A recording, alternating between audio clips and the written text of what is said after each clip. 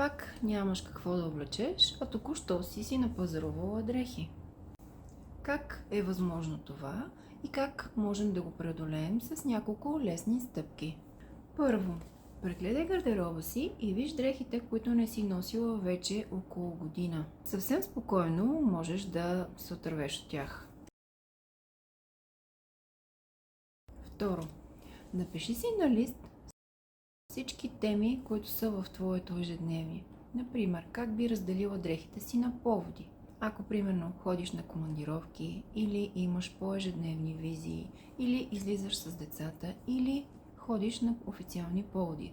Раздели всички тези теми и прецени какви дрехи ще ти трябват за тези поводи. Когато този списък е готов, можеш да провериш наличните ти дрехи в гардероба и да си помислиш как би могла да комбинираш това, което най-често носиш, с дрехите, които искаш да си купиш. Когато имаш готова ясна представа в главата си какво точно и как ще комбинираш, е много по-лесно и целенасочено, когато си в магазина за дрехи, да можеш да избереш най-подходящото за теб, без да прекалиш, без да купиш 100 неща и пак да нямаш какво да облечеш.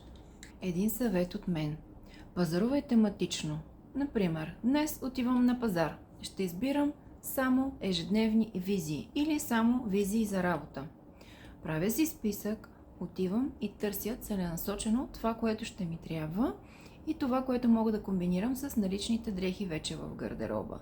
Изготвям си няколко визии, набелязвам си няколко неща и си ги купувам.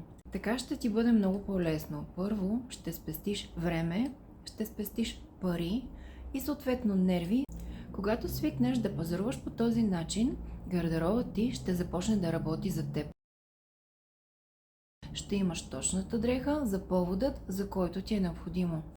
И ако все пак не можеш да намериш твоята мечтана дреха или нещо по магазините ти липсва, винаги можеш да се обърнеш към нас. Ние от Bulgaria Ателие ще направим твоята индивидуална дреха по размер,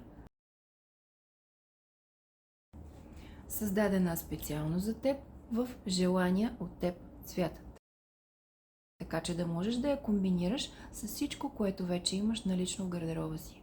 Ако смяташ, че това ще е полезно за теб, не се колебай да ни пишеш или да разгледаш сайта, който е в биото на профила.